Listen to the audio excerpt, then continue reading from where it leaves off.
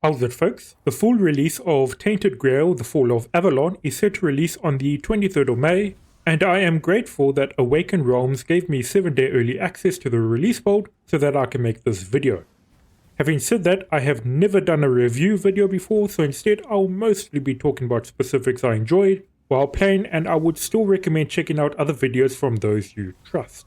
I will also be avoiding spoilers as much as possible, and most of the footage should be of general gameplay in the open world. There are some minor spoilers I'll bring up later in the video with regards to the story, but I will warn you ahead of time to be safe. There will also be chapter marks in the video if you wish to jump around to a specific section. So let's begin with the progression system. I like RPGs. I also like stats, and I especially like seeing the numbers go up. It gives me a small sense of pride and accomplishment, and no, not in the way EA thinks of. The progression system in Tainted Grail Fall of Avalon does seem to take a lot of inspiration from the older Scrolls series, in that the more you perform certain actions, the better you get at them, except it runs on experience rather than skill levels, and you can also earn XP from discovering locations, defeating enemies, and completing quests. Each time you level up, you get one attribute and one perk point, and you can spend those points regardless of what your character is proficient in. By the end of my roughly 50-hour playthrough, I got to level 69, nice, and I had also gotten my main proficiencies, as well as a couple of others up to 100, which is the max level for your proficiency. It never felt like I needed to grind to stay strong enough, but there is a difficulty spike between Act 1 and Act 2, and then again between Act 2 and Act 3. But after a bit of time exploring and finding better gear, it becomes easier again. I also tried out different builds, and they are all relevant. So feel free to build your character however you like. You don't have to min-max to get strong. However, if you rely on weapons, you will probably need to upgrade your favorite one to make sure your damage scales with the tougher enemies in the later acts. And I'm not sure if there is even a cap on how high you can upgrade your weapons. It all depends on if you have enough money and resources, basically. So you can definitely get very overpowered. There are also multiple opportunities to get permanent stat bonuses from finding or buying rare items to praying at druidic shrines or animal totems. For example, the wolf shrine in Act 1 boosts sneak damage by 90% if you give it a few wolf claws, which doesn't take too long to collect. There are also a couple of rare items that you can buy to get a bonus attribute point. In Act 2, I also automatically gained a point in perception, but I wasn't sure if it was due to reading a specific book or all of the books available in the bookshop, or if it was after reading a certain number of books in total.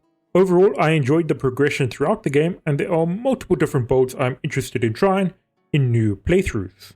Now it's time to talk about the gameplay and combat. You have 4 possible loadouts with a weapon, spell or shield in each hand. If you don't have a spell in hand, you can also block or parry, which drains the enemy's stamina and can open them up for an execution. Spells have 2 modes, either quickfire or hold to charge for a different effect. My favorite, of course, was the fireball for 2 main reasons. Firstly, it did a lot of damage, and secondly, it caused the enemies to ragdoll in sometimes hilarious ways if you killed them with the fireball. Its charged attack makes it stronger and adds a homing effect, which helped when attacking from stealth or when needing to dodge a lot, which I sometimes had to do as a squishy mage. The dodging or dash mechanic was also something I really enjoyed using a lot while playing. It lets you both close the gap quickly for a charge attack or stay far away from an enemy attack. It also adds another layer to the already very polished combat system that made it more fun to engage with. Once I maxed out my magic, I enjoyed getting up close and personal in melee combat, so much I ended up changing my mage build to something closer to a spellblade just to experience more of it. I was also fairly happy with the enemy AR. They didn't all wait for their turn to attack you. If they had an opportunity, they would take it. The enemy would also block and dodge to try and avoid taking damage, and if they could, they would back off to try and heal. Their behavior also changes between day and night. For example, at night, they become much more aggressive and focus more on defeating you at all costs instead of their own survival. Which neatly brings me onto the day and night cycle, a pretty integral part of the game. There is an in-game lore reason for why things change so much at night that basically boils down to a magical fog called the Weirdness that changes people and creatures left outside the safe zones. This change can make the human enemies sound like they are possessed by an animal spirit as they aggressively try to take you down. You can make a small safe zone using ethereal cobwebs, which you can get by defeating and looting enemies at night. However, you are also hunted at night. Besides the new mystical enemies and the changed original enemies, there is also a spectral knight that is stalking you and will attack when it gets near. If you are careful, you are able to defeat them, but it's definitely a challenge and something to keep an eye out for. The Day and Night kind of reminds me of the Dying Light games, with better loot being more easily available at night, at the cost of it being more dangerous. The music also helps set the scene for when you leave a safe area with its calm, relaxing music to an almost horror-filled whispering warning you of the danger. Take a listen to the difference.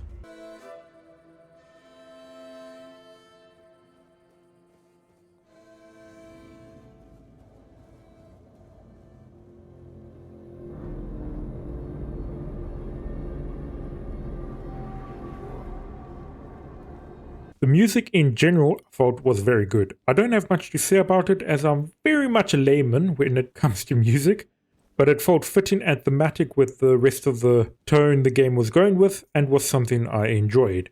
I just wish there was more of this from the opening cinematic.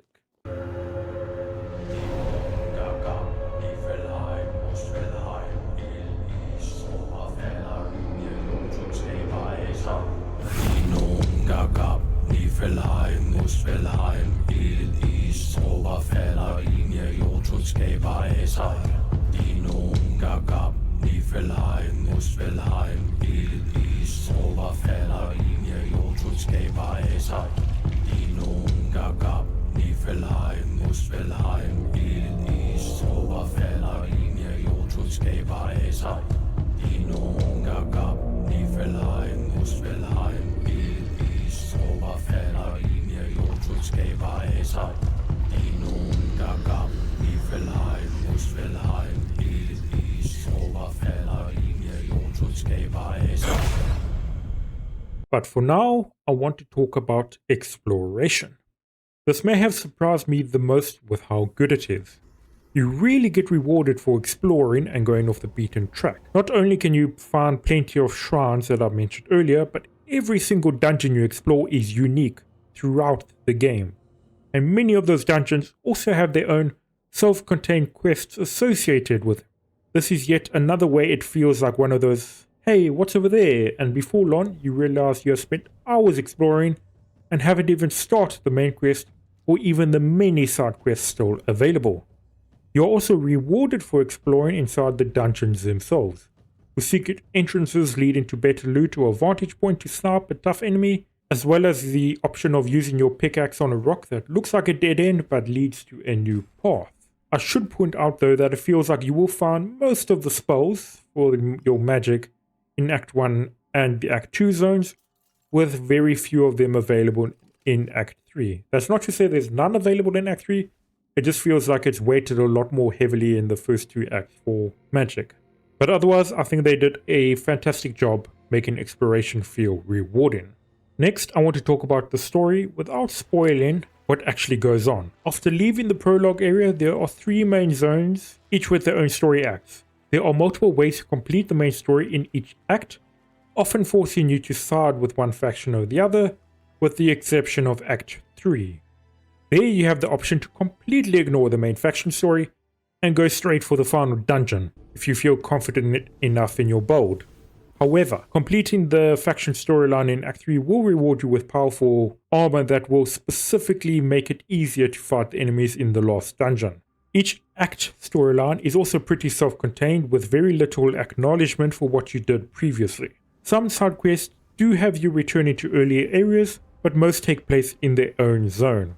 I did briefly mention this earlier, but there are multiple endings available, and the side quests you have completed and what choices you have made do have an effect on the ending you would get. Finally, I want to talk about performance. I won't be able to give you an in-depth analysis, but I can say from my own experience, It was very smooth with no noticeable stuttering, freezing or hitching.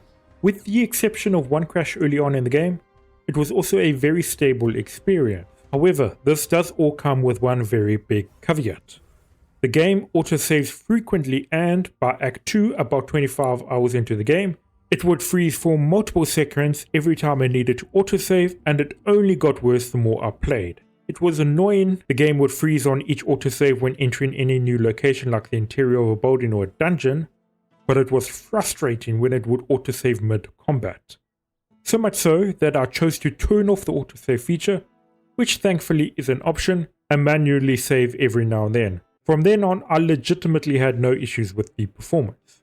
Which brings me on to my hope for the future of this game. Firstly, they have already mentioned that there are plans to have mod support for the game, which I'm really glad to hear. Secondly, I would like some sort of option for New Game Plus, so you don't have to collect all the weapons and spells and whatnot and armor again. Instead, you can just try different builds from the beginning with all your gear you've collected previously, and basically have fun being overpowered. Would be nice if that also scales to a higher level if you try New Game Plus, but I don't know how it would work. Next, I would also like the option to be able to continue playing after completing the main story, because at the moment, once you've finished the game, you've gotten your ending, you can't carry on with your character. You have to load a previous save before doing the final mission. So it would be nice if you could have some continuation for that. Otherwise, I've pretty much enjoyed this game and would like to hear about you guys once you've had a chance to try it out. As I'm not really a fan of review scores, I'm going to instead list the pros and cons for Tainted Grail, starting with the first pro, the price. Not only do I think the price of $45 is very fair, but it is also great value for what you're getting. Next, the progression felt very rewarding without the need to grind, yet it's still been possible for those who like seeing numbers get bigger. Bold variety. The game will play and feel different depending on the build you choose and the playstyle you want to go with, which will add to a lot of the replayability with multiple different choices and builds to try out. The soundtrack is also thematic and dynamic that not only helps set the scene, but adds to it. The exploration is both rewarding and distracting, and it's one of my favorite parts about playing the game. The combat is smooth and engaging that rewards the player the more they involve themselves with it. The performance overall was solid with one exception, which brings me to the cons. The autosaves, freezing the game often enough that it was better to turn them off. The Act 3 faction story was disappointing compared to the rest of the game, and the Act 3 spells seemed to be lacking compared to previous acts. And that is pretty much it. Hope you folks enjoyed it, and I do plan to make more videos on Tainted Grail. Otherwise, I hope you all have a fantastic day. Take care, and cheers for now.